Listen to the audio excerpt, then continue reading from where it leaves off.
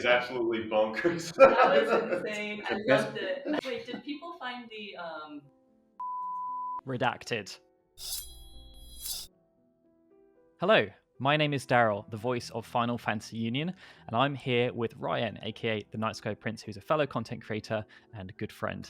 And we are going to interview the team at Sandfall Interactive, who are behind Clair Obscur Expedition 33. That's right. Over the next hour, we're going to be asking the team your questions about the future of the studio, the game design, the art direction, and much more. There are going to be some heavy spoilers, but they will be clearly marked. These questions are going to be answered by Guillaume Broche, the CEO and creative director at Sandfall Interactive, Jennifer Svenberg-Yen, the lead writer, who was also in charge of localization, Nicolas Maxon, who was the art director, and Lauriane Testard, who was the composer. So sit back and enjoy. Hi everyone, thank you so much for taking the time to speak to myself and Ryan today. It's safe to say that we've really been looking forward to chat with you, but our communities have been chomping at that bit too. We had literally hundreds of questions about all sorts of different topics, so I hope you're ready. We're going to be getting into the weeds. But our first question actually comes from someone on Discord called Loinsteck, who just wants to know, how does it feel to be so universally adored? Oh yeah, of course, you know. No, Nicolas. Oh yeah, of course. It's pretty wild. I mean, definitely when the first news dropped into, even for like the Metacritic and for like all the rest of the other news that was coming in, it was just completely crazy. I mean, we were just like yelling, screaming on the top of our lungs. It was just like we've never experienced anything like it. So it is quite mind blowing. surreal? Yeah. Doesn't feel real at all. Still doesn't feel real. So. Is it one of those things where like every day you're having to like re-pinch yourself when like you hit new milestones and things like that? Yeah, it's like one crazy news every day, and it's too much, to be honest. It's just like at one point you just can't take it anymore, and just okay. It feels amazing, but also like I think we are all a little bit in denial still. Like it still happens, but it's beautiful days. It's like, you know that scene where Minoko has his mask on and these masks are attacking him, but they just bounce off of his mask? It's like that. The news is not significant. It's just bouncing right off. It's like... All right. Who is the best pétanque player at Sandfall? Isn't that obvious? I mean, come on. Yes. No, we have one person called Alexander, our technical artist. He's probably the best, even if he has his days where he's very, very bad. Yeah. In general, he's the most consistent player. We all have our own like ups and downs when playing pétanque. Sometimes very good, sometimes really bad. But he's the most consistent, let's say. Nice. I'm super terrible at it myself. I wish I was better. Need more practice. Yeah. But you know, the losers have to go stand in the pond, barefoot, We do have a in the little, pond, we do have with a our little fish, our poor fish. Consequences. Because basically the score goes to like 13, but if the opposite team does not score any points, and it's like 13-0, then you put those feet in the pond. The thing with feet that you noticed. Have you been surprised by the response to Clair Obscur Expedition 33 in non-English speaking markets like China and Korea? Yeah, no, the response in Asia, like I was not expecting it to blow this much in Asia, because like typically like the Asian market is very much more focused, or at least like the Japanese and Korean market are much more focused on the Japanese and Korean games, and it feels like this game kind of breaks frontiers thanks to like the art style, the story, and even like the gameplay that is very much inspired by older JRPGs, but it was a big surprise to see. I mean, it's a big surprise how much the game itself blew up, but it's an even bigger surprise to see how it blew up also in Asia, which are countries that, even though they like this kind of gameplay, we were not sure about if they would like the story and the art style, which is very, very French. So I've got a question now that's a bit more on the kind of the studio foundation side. This is from Lewis Martin on YouTube, and they wanted to know how you went about financing the production of the initial prototype and the vertical slice before signing the publishing deal. Yeah, so it's different steps. The first one was basically the passion project stage, where we were working. Everybody here basically was working on the project for free, and it was more like a kind of why not have fun and just do our own thing on the side. Completely out of passion. Yeah. So with this team, we made basically a cool prototype that allowed us to pitch the project to business angels, which business angels are like people, like private people, who put money in projects they believe in exchange for shares in the company. So we did that, which allowed us to finance the game for around 1 year and a half, and have like a very very small team being able to work on a vertical slice. A vertical slice is basically a part of the game that is supposed to be in final quality. It was not final quality at all, but it was like 1 hour and a half of gameplay that you could play. And with this vertical slice, we took it to the Game Developers Conference in San Francisco, where we met a lot of publishers and signed with Kepler. And then Kepler basically funded the whole project. So the next question I have speaks more about the company culture, and you've spoken about wearing multiple hats a lot. So Timo Nara on YouTube wanted to know how Jennifer was able to climb from being hired as a free voice actor to work on a trailer to becoming the lead writer on the game. And voice producer also. Yeah, it was very random. First, I want to clarify that I am in no way a professional voice actor at all. I have no voice acting experience or credits. That was my one and only attempt. So. You're underselling yourself. I mean, it must have been solid enough for you to get cast. That is, I would like to think so. So we'll go with that. And yeah, so I was originally cast for 2 roles in the previous incarnation of the game, which I guess has been making the rounds on the internet. So you have seen the beautiful We Lost trailers. So yeah, I don't know. We just started talking about the story, about the characters, and this was for a different story idea. And the more we talked, it just, I don't know, it was very organic. It just started. Mainly, I just asked a lot of questions. I like asking questions, and then it just went from there. And then, as Guillaume said, spoke to a number of business angel investors, and they encouraged us to think bigger. And if you didn't have any real constraints, what would you want to do? And Guillaume called me and said, "All right, let's start from scratch, reboot. What can we do? What do we want to do?" And sort of just went from there. And I guess that's, at that time, it was really only 6 of us. So like lead writer kind of sounds really like big. It's more just we were working on the story together, me and Guillaume. So and then along the way, it just sort of like things need to be done as topics come up, and whoever's able to do it, willing and able to do it, takes it on. So we got to the point where we needed to record something for a trailer. We had to do start prepping for voice acting, and so it made sense as the writer to be involved with the casting and with the discussions with actors and with studios and such. And then again, similar with localization, we had to start localization. That obviously a huge part of it has to deal with text and with the script. And since I was already managing all of that, and I already had all the data and I had all of the information and the context, it just made sense to continue on. And then since I did the English, it also made sense to work on the French stuff. So yeah, it just sort of as things come up, it just happened. It just happens. And we are a very small team, you know, like there's really, and everybody's firing on all cylinders. Everybody's got so much stuff to do. So it's really like whoever has a free hand, go do it.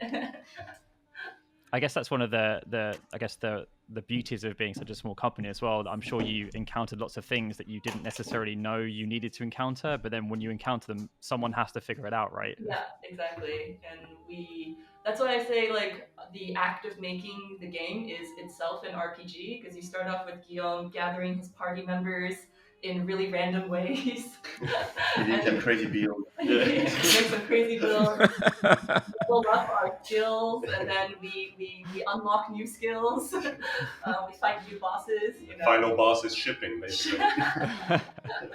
Yeah. On that note, you mentioned about the we lost concepts. I mean, like, how have you felt about like people kind of like mining through and piecing together the story organically by themselves? That's a lot of fun. Huh? You mean, sorry, for We Lost? The We Lost trailer, yeah. Oh, trying to figure out what the We Lost story Yeah, is like someone's recently found Guillaume's YouTube channel and his Devil May Cry runs, like all these like little pieces that people are finding out just organically by themselves. That's pretty funny. Yeah, it's funny and also scary. Like, oh no, what do we have in our closet? Are there skeletons they're gonna find? But no, A little stroll down memory lane. Yeah, it's funny. But, it's kind of like the whole internet just enters your room and it's like, oh, that's cool. So, yeah, exactly. Yeah. Looks like your dirty underwear. Yeah, I mean, it looks really bad, but it was a prototype. I just think it's very funny because, and also just for us, like just to rethink that. Okay, maybe we came from far and we walked a lot. Yeah. From there. I think that's really fun to see. It's just. I think it's great as well for like people just to see, because most of the time they see that finished product and that's all they see. Yeah. And then occasionally developers will, release some stuff that is very, very maybe in like 10 years time down the line, and it's very, very curated what they release. Whereas here it's it seems as though this is very much the journey we have gone through. It's kind of like warts and all. Oh yeah. Yeah, early days. We've come a long way. It's yeah. No, it's pretty crazy now. Yeah. Thinking about it. We still had trash cans in those ones though too, right? We lost. Did, there were but dumpsters. yeah. Trash can is the key of the art style. That's the through line between the original and the reboot. That's awesome. All right, so I have one here from Spirit in Steel, a YouTube community. And they asked, as someone who lost both their parents far too early and one fairly recently, Clair Obscur's world and themes have one of the most nuanced takes on grief I've ever seen in media. Even the idea of the fracture itself feels like a metaphor for the way grief changes the landscape of your world. Is there anything the developers would be willing to share on what inspired this thematic core? What has working on this game meant for your own processing of loss? Thank you so much for this incredible work of art. We continue. Yeah, I feel like I've been getting a lot of similar messages, from people who have been deeply affected by loss. So it does feel very, very honored that our game has been able to touch people in this way, and to feel that it is like in a way, so many people are walking together on the same journey with grief. For me personally, and I think for a bunch of us, like there are a number of different inspirations and also places where this sort of evolved from. I think one component was this. We were writing this in 2020 during COVID, and you just look around and you just see loss, sudden loss, where you're not prepared, and it just a lot of my friends were affected, and just reading the news every day, it's quite bleak, right? And you think about it, it's like something's happening, you don't really understand what it is. It feels like a impossible force, and people are trying their best to do what they can, and people are having different responses to it, and people are trying to figure out how to help keep each other safe. So that was one aspect of it, and for me also, it's also my own personal experiences with grief in terms of losing people, but also for me, grief encompasses not just losing people, it's also losing parts of myself, or feeling like I've lost parts of myself, or feeling that I've lost the futures that I had imagined for myself, or aspects of life that I once thought was possible but aren't. So it comes from many different places. No, and I think what's beautiful with the way the community reacts is that everybody kind of appropriates the themes of the game for themselves, and also like reflect on their own experience and how they dealt with like these kind of very dark topics. And it's been really, really beautiful for us to receive as Jennifer was saying, these kind of messages where like the game really helped people because it's because of its themes and the characters and the way the scenes are talked about. And it's deeply touching because, yeah, as Jennifer was saying, something that is very personal to when you think about these kind of themes. So the fact that something that was personal to the team resonated that much with people, it's really wonderful. And Yeah. but I just want to drop that here also. There was a mistranslation in one of my previous interviews where I supposedly say the theme of the game has nothing to do with grief. That's wrong. I just want the players to have their own interpretation and their own theme of the game and what this piece of art, how it resonates with them, and just make their own what is the theme of the game for themselves. Yeah. And a lot of people find comfort in the grieving aspect of the game because it's very much its own thing in the game. But it's important for people to also make their own interpretation of what the story is about. That was something that Guillaume and I agreed on very early on. Was we don't want to tell people what's right, what's wrong. That like this is the message you must take away. This is the correct way of thinking. What we wanted to do was raise questions, right, and just allow the player through their journey in the game and the player's own individual morals, values, perspectives, life experiences. Like it's interactive in that sense that they can then take the story and find meaning for themselves and decide for themselves what's right, decide for themselves what does this mean, because it will be different for every single person. I think basically our first week after the release was just us with like 25 streams open on all our windows and just telling, oh, this person is reaching the end of Act 1, or this person is reaching this part of the game, and just watching reactions. And like it's been wonderful because up until the very end, you never really know if like the big story beats are going to work or not. Yeah. And like when you watch the first reaction and it works, you're like, oh cool, maybe it works a little bit. But like when you see it like grow and grow and grow, and more people are talking about it, and you just see that it works pretty much every time. Yeah.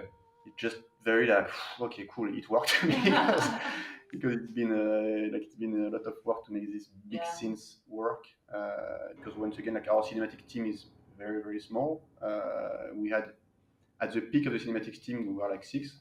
And it was very, very ambitious. Like in everything, it was super ambitious in both like the writing, because also in the writing, there is a lot of things that go in the subtext and what is not said, and just like the fashion animations and everything. So it was really a big bet that everything was going to work out well. And big props to the motion capture actors also, who really like elevated everything with like just transmitting a lot of emotions through the facial expressions. But yeah, no, it was a huge relief to see that it worked when we saw like the reaction to these scenes. So great question about subtext from subtext. Yes. So this next question is from Genesis7 from YouTube. And they wanted to ask about Easter eggs because there are plenty of Easter eggs that have popped up in the game, nods to some of your favorite games. They wanted to know if there are any Easter eggs that you're surprised people haven't found yet. And we can't talk about that. I've been asking B every day, has anybody realized this? So there is something. Even that's enough of a tease. People are now going to be wondering which Easter egg that is. Time to go hunting. Yeah. There are eggs. Where are eggs? There are eggs. We do got some eggs. We got eggs. It's Easter out there. By the way, if I can add something, I'm very surprised at how fast people found the Easter egg in the hotel where people had their intercourse. Like day one, and I was like, what the fuck? The Love Hotel. Yeah, how did they find that so fast? It was impressive community. And Wait, did people find the redacted? Yeah. Oh, yeah. Jumpy, add 9213 from Reddit as, I would like to ask about the fictional languages that have been used both in-game and in OST lyrics. Could you tell us more about it? Did you have some sort of linguistic specialist, or were you just trying to invent things as you go? Also, what was supposed to be the cultural reference for the gestural language, if there was any? For the, for some reason, I keep hearing Finnish intonations, but it could just be me. Also, they asked if the official way of pronouncing it is Gestralian or Gestralian. Yeah, Yeah, I wasn't even gonna try that. Australian. We just call it the gestural language. Yeah. We didn't put Maybe too much thought Lopian, into maybe it. Lopian can talk. I can start with for the in-game, because it's two separate things for the gestures. So most of the gestures are actually people from the team. We recorded everything here like internally, and it's really a mix. I think like the first person just tried something. It was a weird mix of like French with Italian with some more like Esperanto kind of vibe Yeah. words. And it was just cool, so we just all rolled off from there. Yeah, basically adding like a French word that can be like understandable from time to time. Also adding a and O's at the end. Yeah, exactly. Yeah.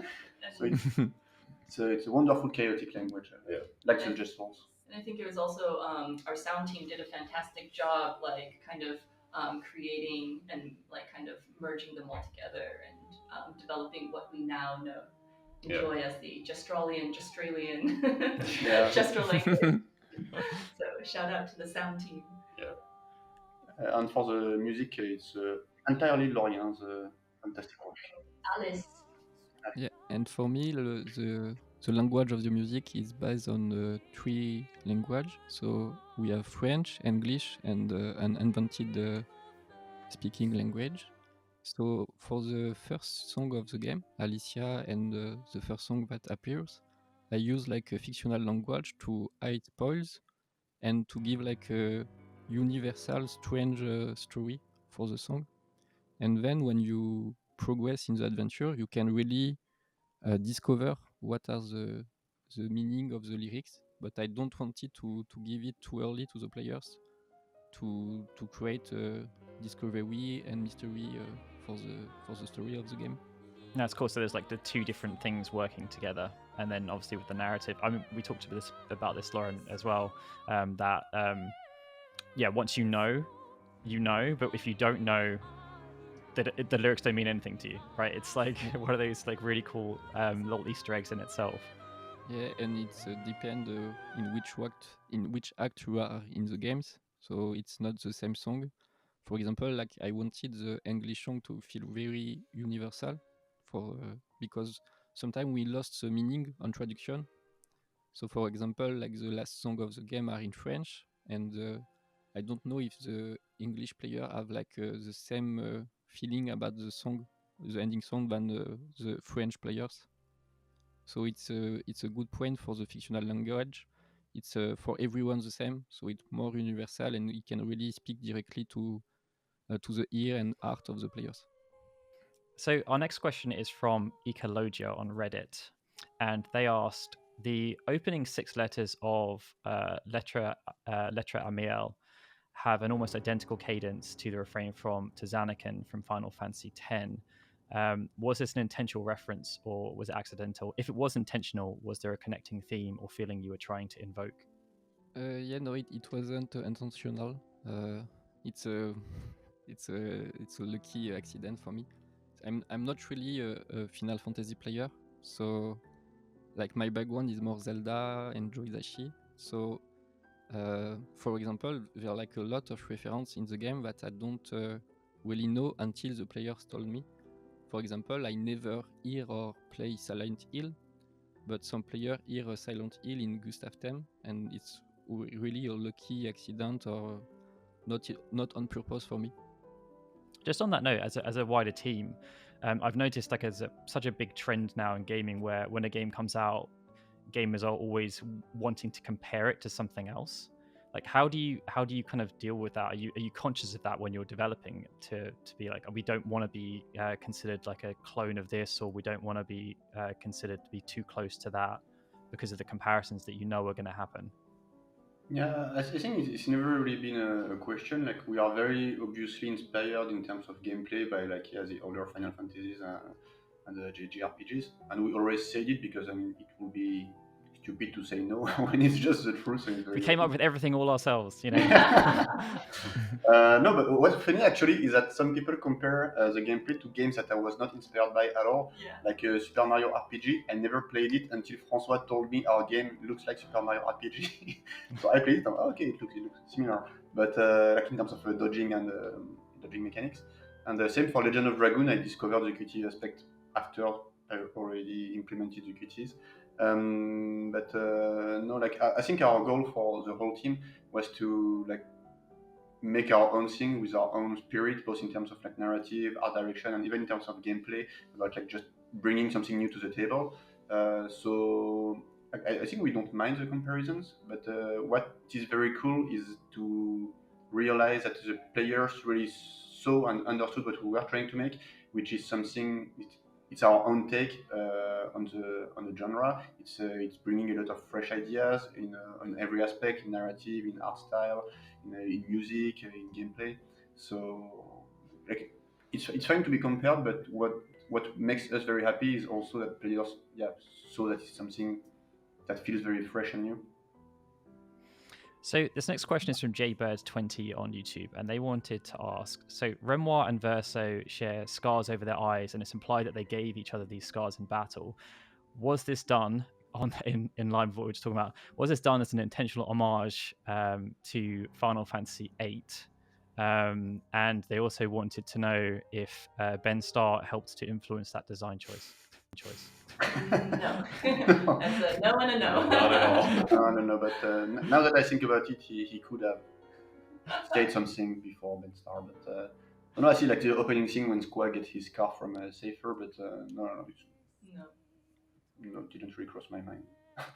Michaelism516 on Twitter asks, there were a few maps in the game that had a fixed camera reminiscent of the PS1 pre-rendered era JRPGs. Was this done as an intentional homage, and or was there a point in development where this style was tried and later abandoned? It's absolutely a homage. I love this kind of pre-rendered background, and it's kind of easy to do. And for Nicholas, it was just like, can you make something that looks very cool? And he goes, yeah, sure. I know it didn't need to, since you didn't need to kind of like walk around like with a fixed camera behind the character. It was easy just to set dress a certain area where there was just like a single angle. So that was pretty practical. Yeah, and funny story, anecdote. We tried to make one big level with only fixed cameras, kind of like older Final Fantasy. It didn't feel very good and it felt super weird, so we abandoned the idea. But it was a lot of like a very big level where you could just like walk around and you had like a lot of different fixed cameras. Didn't make it into the final cut. No, but it was at one point an idea. But the level design kind of remained in a way. Yeah. But then as soon as we kind of put it behind the character, it was still looked great. So we kind of kept it just as the normal camera for. Interesting. Wow. So I'm like a huge fan of like the pre-rendered background, fixed camera angle style. It's so sad that we don't get too many games that still use that same type of style anymore. It's really cool. The Cartel Dell on Twitter asks, what ideas did you throw away, if any, during development? In addition to the one you just told us about. In addition to that, yes, of course. So the specific style that we started with, which was more Victorian, so then that changed pretty drastically afterwards, since when Guillaume afterwards wrote the script that was supposed to happen more in Paris. So then it was more French, basically. Before the script. It was even before the script. This was in December 2020. It was in the reboot, all right, well, never mind then. It was like January 2021. Yeah.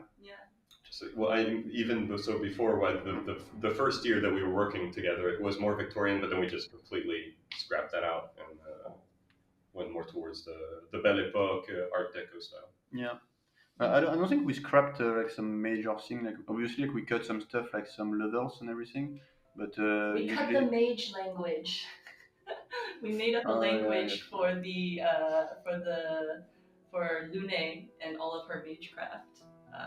I did actually design a language for her based on French Swedish and Latin. Wow. That's scrapped. Pescatore. Was in the Pescatore. game Oh, for a that's long time. right. I was still listening to that Yeah. in my head for so long. But yeah. But other than that, yeah, it's just like many like levels that were cut just because we didn't have time, but just like we just put the part of the script that were in those levels into the levels today. So Yeah. I think I don't think we ever really truly cut. We like always repurposed in some other way. Because I want to say that Lune has like an inscription tattoo, right? Was that part of the influence from the mage language? Was that something like left over from that? Oh no, Or was that completely unrelated? I think that was always kind of envisioned by Nico and Yeah, Alan. It was just a random design with just random symbols. Didn't really mean much. It was just what's cool. now it has meaning. Now it has meaning. Yeah. You missed the perfect opportunity to be like, no, that's a remnant of the mage language, and make fans go, oh my god. So on that note, Momentary on Twitter wanted to know, when you decided to make the game, obviously you've been very adaptable throughout the development process, but were there any elements of the design that you just considered absolutely non-negotiable? Two things. One, the world map. This was going to happen no matter what, even if the game explodes. And second, the being able to do the whole game without taking a single hit. And I think it made us take a lot of very bold design decisions in terms of boss design and enemy design, and build the game around the concept that you can do everything without getting hit, which is not usual in turn-based. So it brings a lot of new challenges to make like the game challenging and also like strategically interesting. But I think that the two things that will never change, basically. On that note, there's been lots of discussion online around the notion of difficulty and how it challenges players. CloudClone28 on Discord wanted to know, was it a conscious decision not to have a retry option for players when they failed a battle or a minigame? No, actually, it's something that we discussed like late in production. Quality of life stuff that would be cool to have, but we didn't really have time to do it, and it's quite complex. It's not as easy as it looks, and we're already like struggling to fix all the bugs and make everything work correctly for shipping. So it's something that could have been in an ideal world, and don't want to promise anything for later, but it's one of the things that could happen if we get to it. Okay, the next question is from the girl who designs curves on Discord, and they wanted to know, how did you come up with the combat quirks for each character, because they're so unique? Was it based on character personality, or were you always going to have that specific combat trait? And also, why never on feet?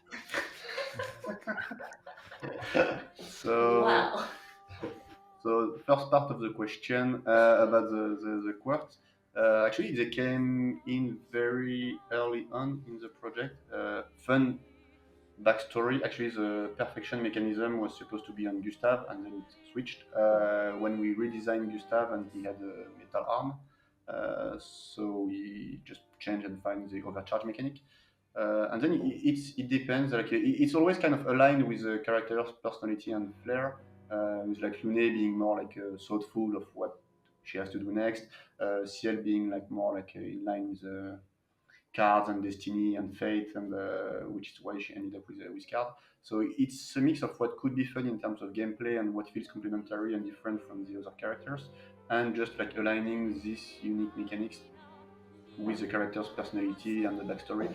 Just so because it's important also in a turn-based game where you spend a lot of time just looking at the menus and your character from the back and thinking what the character is going to do, to give some flair and some like subconscious personality to the character, to have like this kind of mechanic align, and also just the skills, the battle lines, everything has to align and feel cohesive with the character.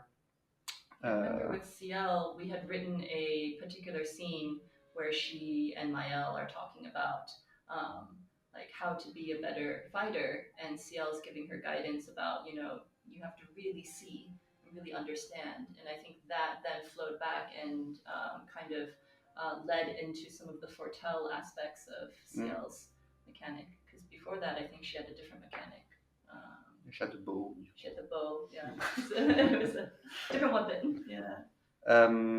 Yeah, Feet. and for the feet, Well, Niklas, okay, it's I think your feet so. behind. Your feet. Well, Essentially, so Monoko kind of came in as a single concept. Basically, what he had kind of in his backpack were just like accidentally just like these like just oddly shaped like peg legs, and essentially during also production as well, making the creatures also had no feet and they were just like peg legs as well to begin with.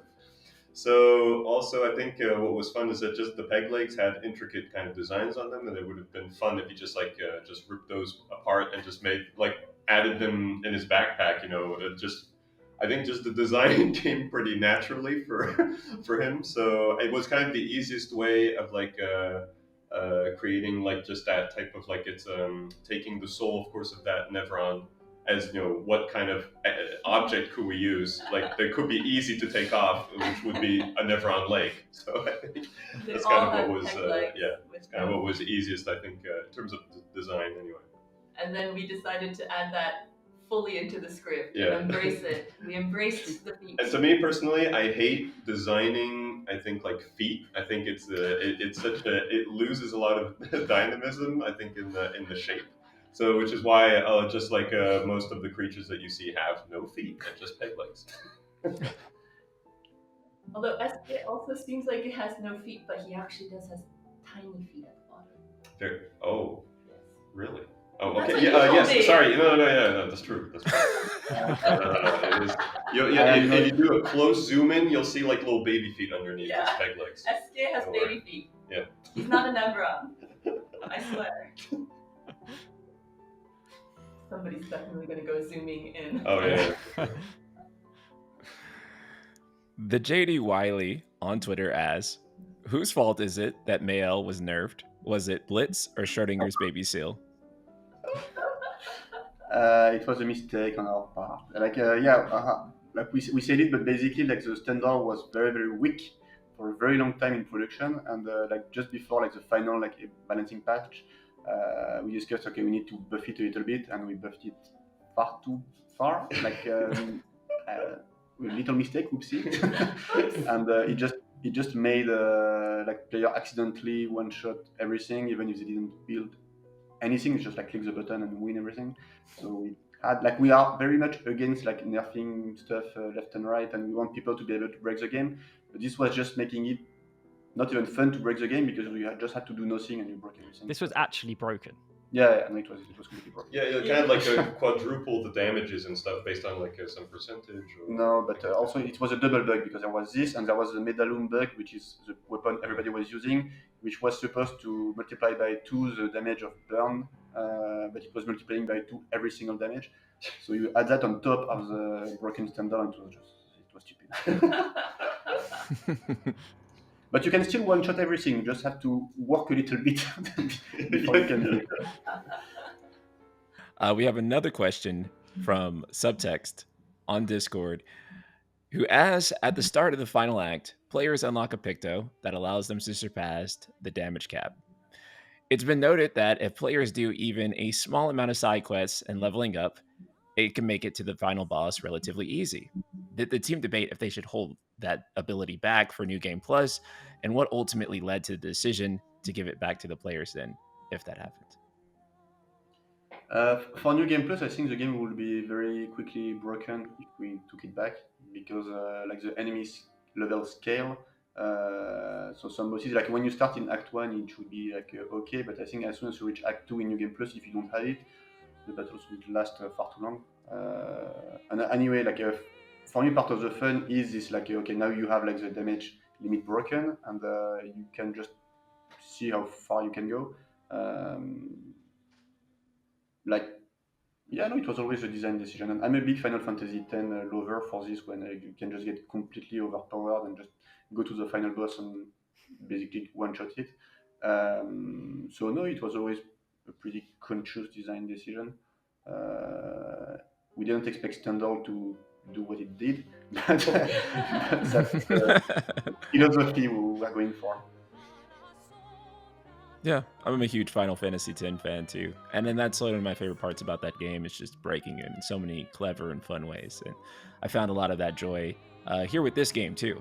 So Yeah. yes, we have another question from the girl who designed curves on Discord. They ask, "Do you have concept sketches of Expedition 60? I would love to see the depiction of the Chad Expeditioners." Maybe would we you do. like to see? Somewhere in our closet we do. Yeah, Is that going to be somewhere. in the official art book? Yeah. Oh yeah, for sure. I put a lot of time and energy at one point to do it. Yeah. We almost made them the main characters of the game, and then we decided not to. Yeah, I might have pushed it a bit too far. You know? But we can all agree that it was the best expedition. It was the expedition of our times. For sure. It's been crazy to see how far the meme community has taken Expedition 60. Yeah.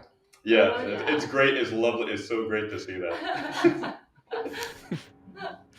So on a slightly more serious note then, so Triforce Fusion on YouTube asked, how did you come up with the representations of the Curator and the Paintress, because they're such evocative in comparison to what we typically see?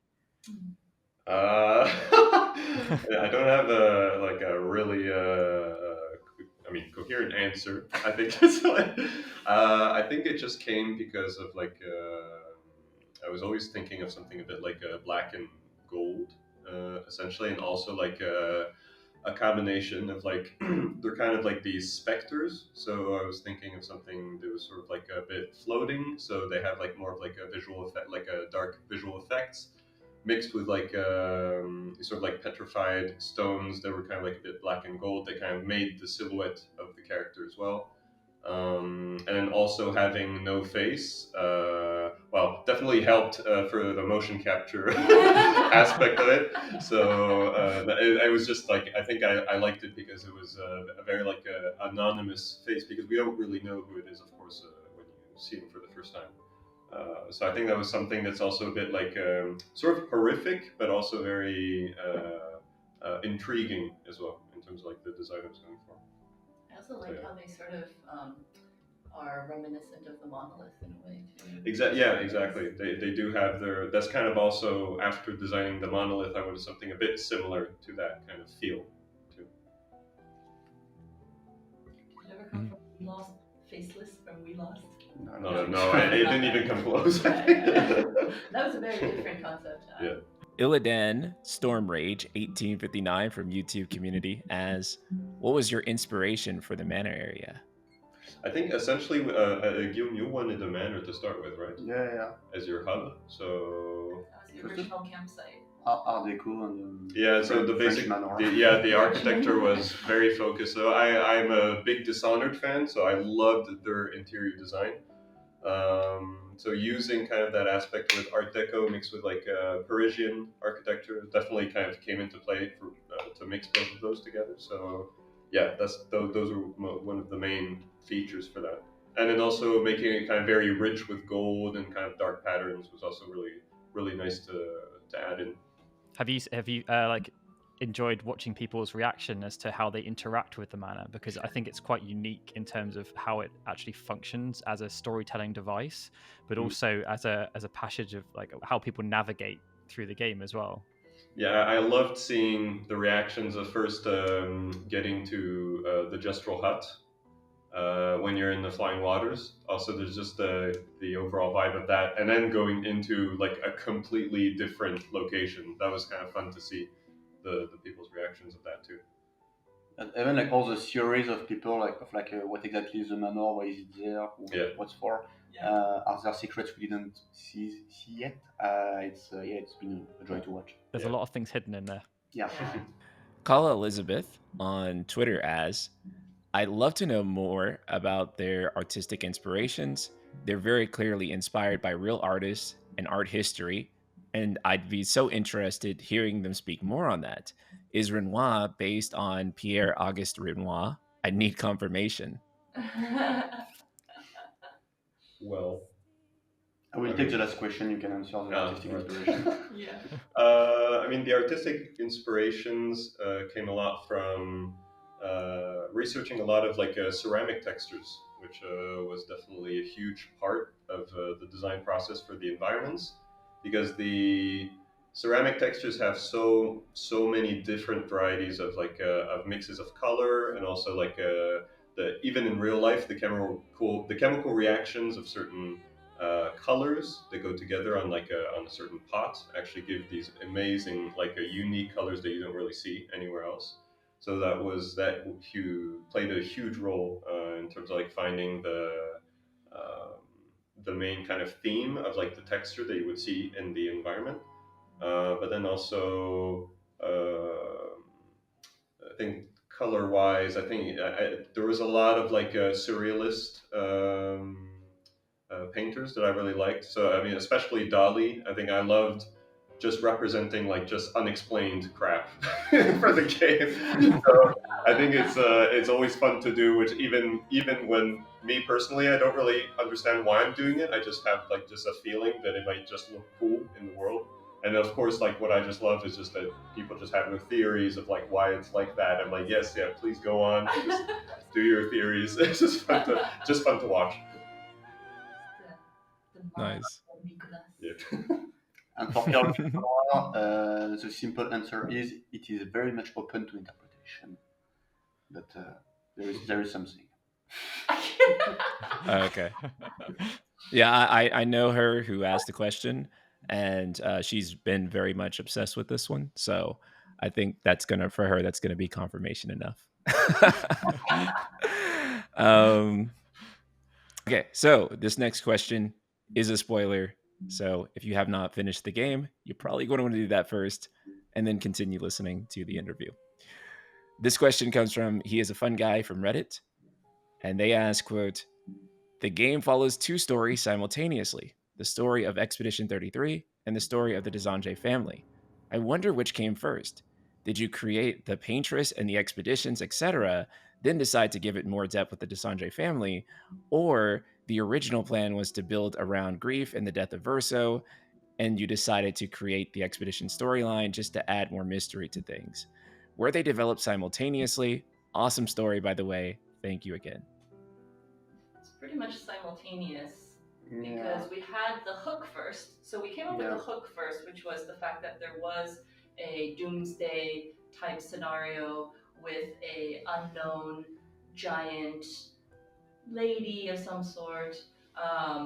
And then at the same time, like we also came up with the meta story for the painters, and then together that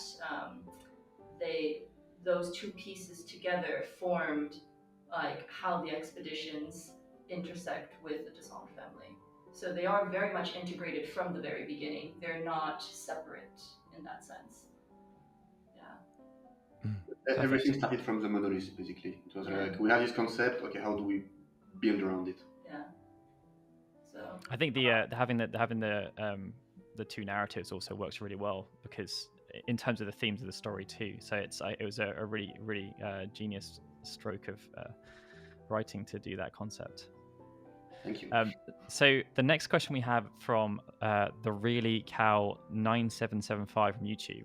They wanted to know about the writers and whether or not we're going to learn more about them.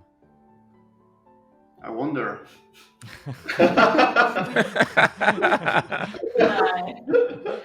Who's to say? But no, to be honest, we cannot say anything about this yet. Feel free to make theories. We're reading them all, but nothing to say about this yet.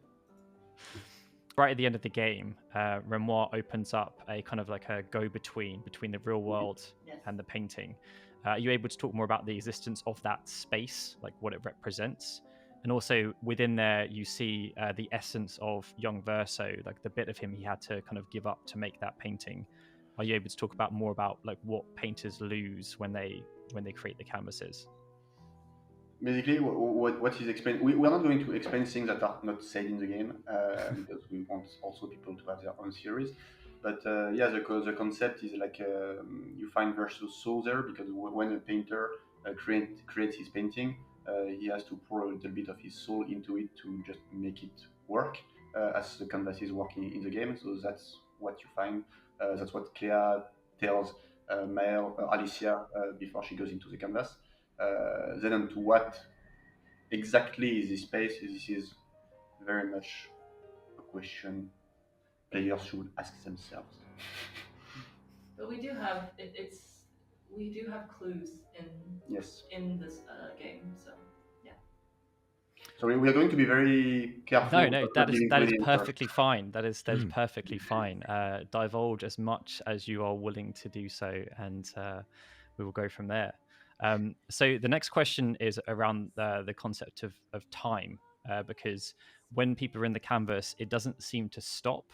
As in, like, say Narnia, for example, where it's kind of like Yes. loads of stuff happens and then they come back and it's as if nothing really happened. Are you able to talk a bit more about the flow of time and the draining of the life force of the painters? time does move at different speeds. Yeah. That's all we can really say. Yeah. But you can pretty much piece things together between the There's are enough clues to figure some things out. We do have a specific ratio, but we are not going to tell you what it is. But yeah. Understandable. Yeah. Can't fault us for trying, though, huh? What is the significance of the fire in the real world happening on the 33rd of December? I wonder. Wow, that's so many good questions. So, like, you should ask the dev. I wonder where the sea is. Yeah. No. Creative director? No idea. Okay, fair enough. At the end of Act 2, Mael discovers her ability to resurrect people. It's also previously mentioned with the rebirth of Noko that he wouldn't be the same. Are we to assume that it's a different soul for characters like Lune and Ciel when they're revived, or is this a gestural specific rule? Now, this is something that we can say. No, it works differently for the gestuals, and it's also explained by like in the gestural village conversations, because gestuals are creations of Verso, so the rules that applies to them and the Grandis are different from what applies to the humans of this world. Awesome. Okay. We answered one question. Yes. Okay, we got this something. This next one may be a bit of a toughie. Yeah. You can just skip the spoiler section. The answer is Play the game more. It will answer your questions. Play and find out. The epilogues are titled A Life to Love, Verso, and A Life to Paint, Mael, and there are 2 matching songs on the OST. I could try to pronounce them, but an American saying French is not going to go too well. And the epilogues are called the same. There is a 3rd track in English that would be titled A Life to Dream. Was this meant to hint at a scrapped or conceptual 3rd ending that blended both choices? No, but the place where this music specifically plays is also very important to closing something else in the game, let's say. Yes, and to add something on my side, Une vie à rêver is the last song I write for the game. It's like there's like the exception of Willows, but it's really different. But Une vie à rêver is really the last song I write for the game, and so it was like my farewell to Mel and Alicia. So the lyrics of it's pretty important for me, and it was like the last time I will write for these characters. So we've now got some questions. We're out of the spoiler territory now. We're safe. We're fine. So we had a question from Legal Classroom 4272 on Reddit. And they wanted to know, obviously you've done a few patches already. They wanted to know, are there any other future plans in terms of quality of life features, such as a checklist for items in a location, or some more balancing, maybe the addition of Gustav later down the line as a playable character in New Game Plus, etc.? So we have a list of things we want to do. Like right now, our biggest focus is just like fixing all the little bugs here and there that we see popping up from the internet. But we have definitely like a list of quality of life changes that we want to do. Like for example, like the Lumina loadouts, like this kind of things. So we are working on them. We are working on just seeing when we can make it happen. Number one priority is bugs, but then yes, there will be some little patches coming with some content, but we will announce when we even internally have a good plan of what we want to do. And then as a follow-up to that, AgeToki775 on YouTube wants to know whether or not there will ever be a photo mode added into the game. It is very high on the list of things we want to do because obviously it's requested a lot, even internally. People from the team just wanting a photo mode. So yeah, it's a lot more work than some little quality of life stuff, but it's definitely something that we would like to do. Lewis Martin 7608. This is the last question, by the way. It's a biggie about the future. Yes. Yes. So Lewis Martin 7608 on YouTube community as, now that the game is a financial success, do you plan to increase team size for future projects, or do you plan to stay at 33 employees? So the number of employees fluctuates throughout the production. It's not always been 33. Sometimes 32 or 34. But no, for now it's too early to announce. But what is sure is that we want to keep the same like kind of spirit of production, where we are very agile. We know everybody very well, and we just trust each other to do stuff. Because I think it's our secret sauce. Basically, it's just trusting people enough so they take ownership of their own thing and they bring their own soul and creativity to what they do. Yeah. So as long as we keep this, we'll be happy. Then if we grow or not, this will be still to seen. But let's say that for now we are very happy how we are today. Yeah. As long as we keep the same passion as we did for Clair Obscur, we'll be fine. Yeah. I think I honestly think a lot of people will be really happy to hear that. All right, well, I think that's all of our questions. There was 33 with a few extra ones thrown in on the top. Thank you so much for giving us your time to answer all of these questions, even if some of the spoiler ones were very much shut down. You guys tried it. Just want to say we appreciate all the questions on the series, and it's really like it's cool for us to hear. And yeah, I think we all we want to enter the debate, Yeah. but we should not. There's a certain urge. I have to hold back so often because I'm like, ooh. And, but from my perspective, it's amazing. It's really incredible to watch people really engage deeply with the nuance in the game. Yeah. Right? Like just the subtleties, the subtext. People are really thinking deeply about how things work, what the moral implications are, like what they would do in this circumstance, and that's beautiful. Like it's wonderful to see, and we're so appreciative. Yeah. I think that it's perfectly summed up by the ending, right? Because there is mass intense debates around the ending, but there is no one's right. Right? They're right in their own minds. And that's all that matters. That's the key, right? Like everybody has a different perspective, and that is one of the things that we like really delve into in the game is the fact that, like Guillaume and I agreed very early on, we didn't want to write good versus evil, right? We wanted to look at people who are authentic and people who genuinely cared, but they have different perspectives, right? They disagree on what needs to be done or what the priorities are or how to interpret things, but they fundamentally care. And so that's our player base. Everybody cares, but they disagree, and that's beautiful. That's wonderful. You're all expeditioners. But no, yeah, thank you so much. Thank you so much for giving us this much time. I know you guys are incredibly busy right now with everything, enjoying everything, but also working hard to fix things that obviously need fixing too, and improvements and whatever's next. So yeah, thank you so much for giving us your time today. Thank you Yeah, guys thank so you. much. Thank you for having us. Massive shout out to all the people as well, all the fans, Yeah. All the wees and and all the woos. the and certainly for all the people who answered the questions. We were really happy to answer them.